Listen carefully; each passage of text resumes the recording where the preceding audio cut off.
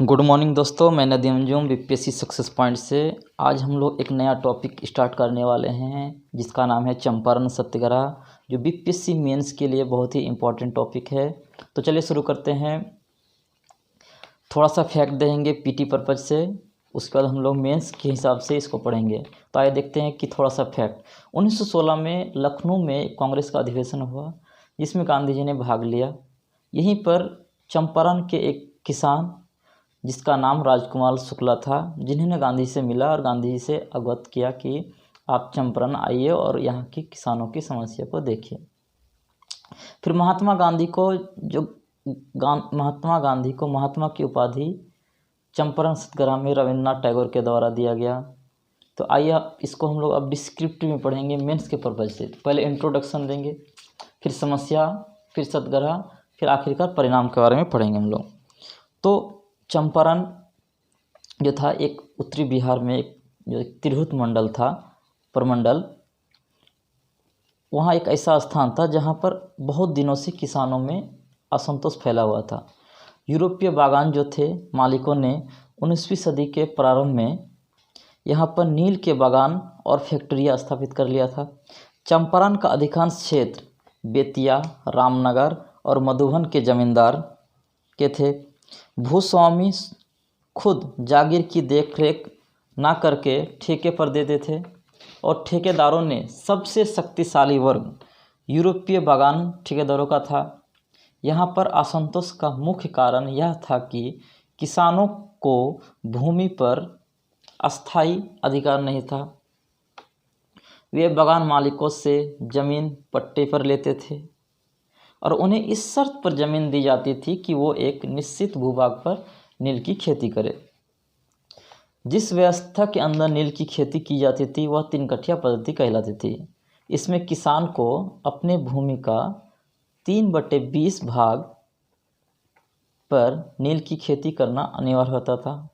यानी 20 कट्ठा है तो आपको 20 कट्ठा ज़मीन है तो आपको 20 कट्ठा में 3 कट्ठा ज़मीन पे नील की खेती करना अनिवार्य था।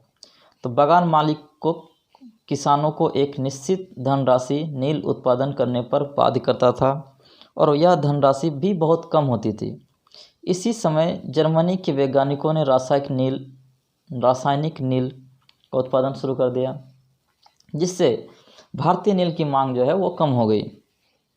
नील के व्यापार से अब अधिक मुनाफा नहीं होगा, परंतु मुनाफे को बनाए रखने के लिए उन्होंने अपने घाटे को किसानों पर थोप दिया। इसके लिए जो रास्ते उन्होंने अपनाए उसमें किसानों से यह कहा गया कि उन्हें एक बड़ा मुआवजा दे दे तो किसानों को नील की खेती से मुक्ति कर सकती है। फिर आते हैं 1916 में लखनऊ में कांग्रेस का अधिवेशन हुआ। चंपारण के किसानों की समस्या पर चर्चा किया गया, परंतु गांधी जी ने इस पर विशेष ध्यान नहीं दिया। चंपारण के एक किसान राजकुमार शुक्ल ने गांधी जी को चंपारण आने पर बाध्य किया।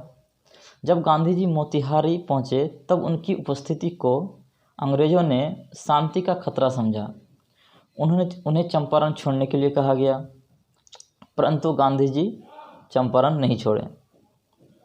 उन्हें गिरफ्तार करके मुकदमा चलाया गया, किंतु बिहार सरकार ने के डीएम और जिला न्यायालय को आदेश दिया कि इस मुकदमे को वापस लिया जाए और गांधी जी को जानकारी हासिल करने में सहायता दी जाए। गांधी जी का स्वयं साधारण जीवन उनके सफलता का बड़ा कारण बना। वे पैदल या बैलगाड़ी से यात्रा किया करते थे। चंपारण में उन्होंने लगभग 4000 किसानों से मिले और उनकी समस्या को सुना। गांधी जी किसानों से सामान्य हिंदी में बात करते थे, छोटे छोटे वाक्यों का प्रयोग करते थे, जटिल से जटिल मुद्दों को सरल रूप में समझते थे। इसलिए गांधी जी को सर्वाधिक सहयोग किसानों से मिला। सरकार ने चंपारण एग्रीरियन कमेटी का गठन किया। एक कमेटी बैठाई गई कि नील की खेती की समस्या है, इसको सही से देखा जाए, क्या समस्या है। तो इस कमेटी के जो एक मेंबर थे, उस मेंबर में हमारे गांधी जी भी एक मेंबर थे। कमेटी ने यह सिफारिश की कि 3 कठिया व्यवस्था को समाप्त किया जाए। किसानों से जो अवैध रूप से वसूली की गई उसका 25% किसानों को लौटाना चाहिए। कमेटी के इन सिफारिश को 1919 के चंपारण एग्रियन एक्ट के रूप में पारित किया गया। यह आंदोलन किसानों की समस्या से संबंधित था, परंतु गांधी जी के अधिकांश सहयोगी शिक्षित मध्यम वर्ग से थे, जैसे गोरख प्रसाद, ब्रजकिशोर प्रसाद, राजकुमार शुक्ला, अनुग्रह नारायण सिंह, श्री कृष्ण सिंह, राजेंद्र प्रसाद। स्थानीय महाजनों और किसानों ने भी सहयोग दिया।